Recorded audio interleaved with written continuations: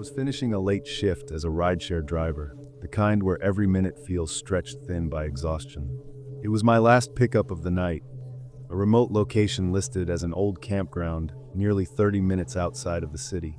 I figured it might be a group of drunk campers needing a ride home, and the surge pricing looked too good to ignore. The road out there was narrow and cracked, lined with tall pines that swallowed the moonlight. When I reached the pin on the map, my headlights revealed a rundown lodge with boarded windows and graffiti on the door, with no sign of anyone waiting. I texted the passenger to confirm the spot, and they replied with just one word: "Here." A chill crawled up my back, but I tried to shake it off, calling out that their ride was ready. Something moved behind a torn curtain in the lodge, like someone watching, and the shadows stayed still as I honked lightly. Then, out of nowhere, a figure stepped into the light, wearing an old camp counselor uniform and holding a duffel bag tight to their chest. I unlocked the door and tried to stay calm as they climbed into the back seat without saying a word, the smell of dirt and metal drifting from the bag. As I drove, my GPS suddenly rerouted toward a dead-end road deep into the woods, claiming it was a faster route. I asked where they wanted to go, but they gripped the bag harder and whispered something I couldn't make out. My heart hammered while I glanced in the mirror, only to see that their eyes were wide and unblinking like they were waiting for something. The road became rougher until a loud thud shook the car, and I stopped before I hit a fallen tree. Without warning, the back door opened and the passenger slipped out, disappearing into the darkness. I tried to reverse, but the car wouldn't move at all. I got out, heart racing, and saw all 4 of my tires were shredded like they'd been dragged over blades. I scrambled back inside, locked every door, and called 911 with shaking hands. When I checked the mirror again, the passenger was now sitting directly behind me, smiling like they had never left the car at all. I flung the door open and ran into the woods until I found a ranger station with lights on. Police searched the area, but only recovered the empty duffel bag and a pile of rusted knives near my car. I quit driving that night and now work morning shifts at a quiet coffee shop downtown, but I still see that wide, silent smile every time I glance into a mirror in the dark. Night drives always used to calm me down, especially after long shifts at the restaurant. I'm a line cook in Phoenix, and closing shifts leave me wired with too much adrenaline and grease on my clothes. My coworker Miles and I decided to stop by a late-night arcade bar that had just reopened down the street. It wasn't planned, but we both needed a little fun after the dinner rush. The place was loud with retro music and neon lights flickering on old pinball machines. We grabbed cheap beer, played a few games, and laughed about customers who complained too much.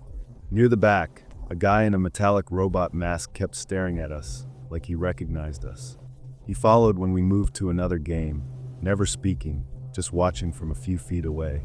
I brushed it off until he stood directly behind me while I played air hockey, silent and stiff. Something in my chest tightened. Miles noticed too, and told me we should bounce before things got weird. We paid up and walked out into the still, warm night air. As we headed to my car, the robot mask guy walked out too, lingering beneath a busted street lamp. When we drove off, he got into a dark sedan and tailed us down the empty road.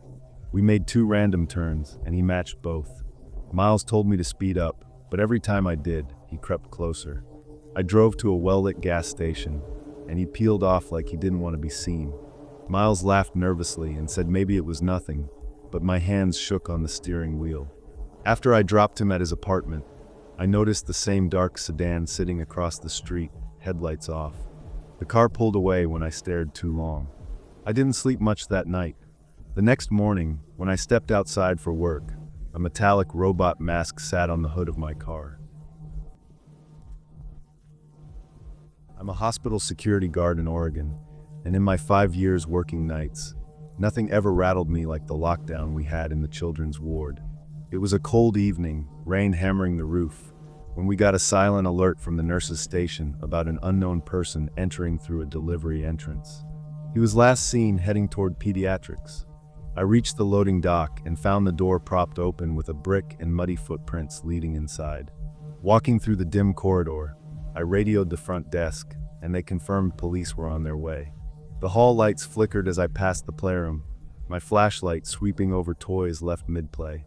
A nurse hurried toward me, pale and shaking, saying a parent had reported their little girl missing from her room. I felt my stomach twist, knowing every second counted. The storage room near the back had a faulty lock, so I checked there first. Inside, it was cramped and silent except for the hum of the freezers. Then I heard a soft thud behind the medical supply shelves. My voice cracked as I warned the intruder to show himself. Instead of a man, a child's whimper broke through the dark. I found the girl curled up behind a cart, tears streaming, and she grabbed my arm, begging me not to leave her. I carried her out and told her she was safe now, but she pointed toward the curtain at the far wall. A shadow moved there, slow and deliberate.